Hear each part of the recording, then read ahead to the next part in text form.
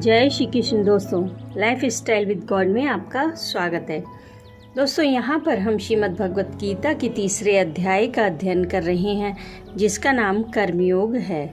आज हम 13वें श्लोक का अध्ययन करेंगे।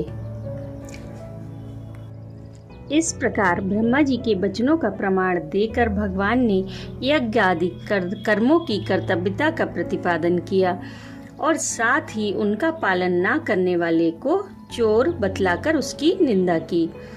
अब भगवान उन कर्तव्य कर्मों का आचरण करने वाले पुरुष की प्रशंसा करते हुए उनसे विपरीत केवल शरीर पोषण के लिए ही कर्म करने वाले पापियों की निंदा करते हैं। यज्ञ शिष्टा शिना संतो मुचन्ते सर्व किल विषय भुंजते ते तुघम पापा ये पचन्ते आत्म कारणात्। तीसरे अध्याय के 13वें श्लोक में भगवान श्री कृष्ण अर्जुन से कहते हैं कि यज्ञ से बचे हुए अन्न को खाने वाले श्रेष्ठ पुरुष सब पापों से मुक्त हो जाते हैं और जो पापी लोग अपना शरीर पोषण करने के लिए ही अन्न पकाते हैं वे तो पाप को ही खाते हैं। यहाँ पर यज्ञ शब्द के द्वारा प्रधान रूप से पंच महायज्ञ का लक्ष्य कराते हुए भगवान उन सभी शास्त्रीय सत्कर्मों की बात कहते हैं जो क्रियाओं से संपादित होते हैं। सृष्टि कार्य के सुचारू रूप से संचालन में और सृष्टि के जीवों का भली भांति भरण पोषण होने में 5 श्रेणी के प्राणियों का परस्पर संबंध है। देवता, ऋषि, पितर, मनुष्य और अन्य प्राणी। इन पांचों के सहयोग से ही सबकी पुष्टि होती है। देवता समस्त संसार को इष्ट भोग देते हैं। ऋषि महर्षि सबको ज्ञान देते हैं। पितर लोग संतान का भरण पोषण करते और हित चाहते हैं।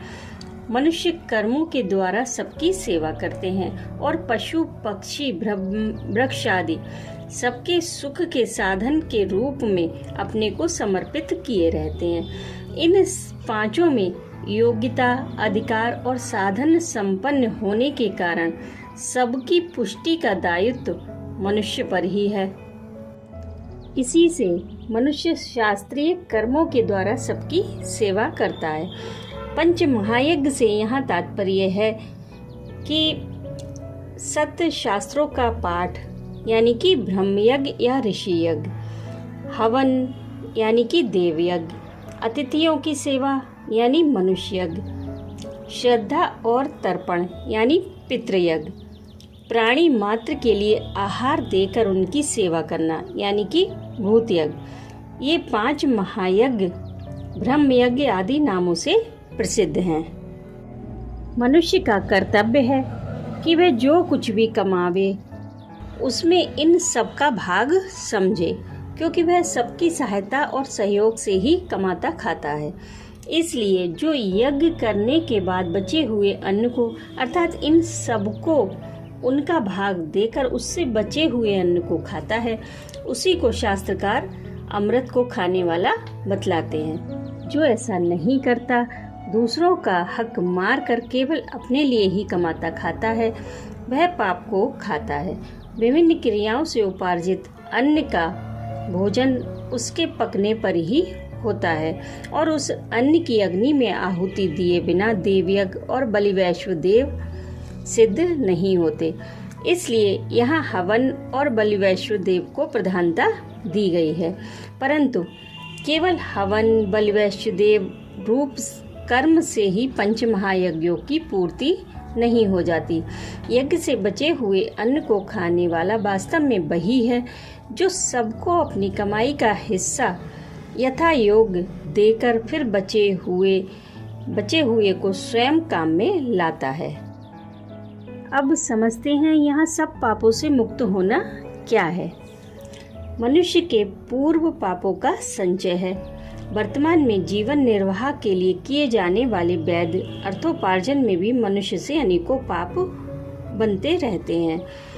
न्याय से हवन, प्रजापालन, युद्ध, खेती, व्यापार और शिल्प आदि प्रत्येक जीवन धारण के कार्य में कुछ न कुछ हिंसा होती ही रहती है। गृहस्थों के घर में प्रतिदिन चूल्हे, चक्की, झाड़ू, ओखली और जल रखने के स्थान में हिंसा होती है।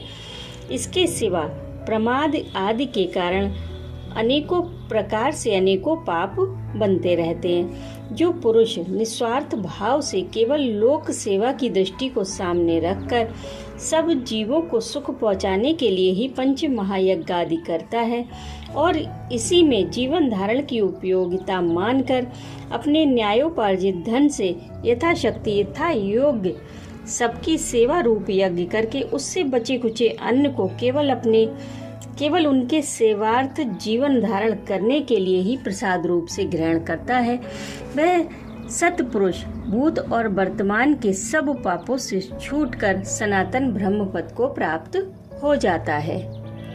इसलिए यहाँ ऐसे साधकों को संत कहा गया है। अतः यहाँ सब पापों से मुक्त होने का यही भाव समझना चाहिए। भगवान ने जो अपने शरीर पोषण के लिए ही पकाते खाते हैं, उन्हें पापी और उनके भोजन को पाप बतलाया है। इससे भगवान ने यह भाव दिखलाया है कि यहाँ पकाने खाने के उपलक्ष्य से इंद्रियों के द्वारा भोगे जाने वाली समस्त भोगों की बात कही गई है। जो पुरुष इन भोगों का उपार्जन करके और इनका यथा विशिष्ट उपभोग निष्काम भाव से केवल लोक सेवा के लिए ही करता है, वह तो उपयुक्त प्रकार से पापों से छूट जाता है। और जो केवल सकाम भाव से सबका न्यायोचित भाग देकर उपार्जित भोगों का उपभोग करता है, वह भी पापी नहीं है। परंतु जो पुरुष केवल अपने ही सुख के लिए, अपने ही शरीर और इंद्रियों के पोषण के लिए भोगों का उपार्जन करता है, वह अपने ही लिए उन्हें भोगता है, वह पुरुष पाप से पाप उपार्जन करता है और पाप का ही उपभोग करता है, क्योंकि ना तो उसकी क्रियाएं यज्ञार्थ होती हैं, ना वह अपने उपार्जन से सबको उनका यथायोग्य भाग ही देता है। इसलिए उसका उपार्जन और उपभोग दोनों ही पाप में होने के कारण उसे पापी और उसके भोगों को पाप कहा गया है। राधे राधे।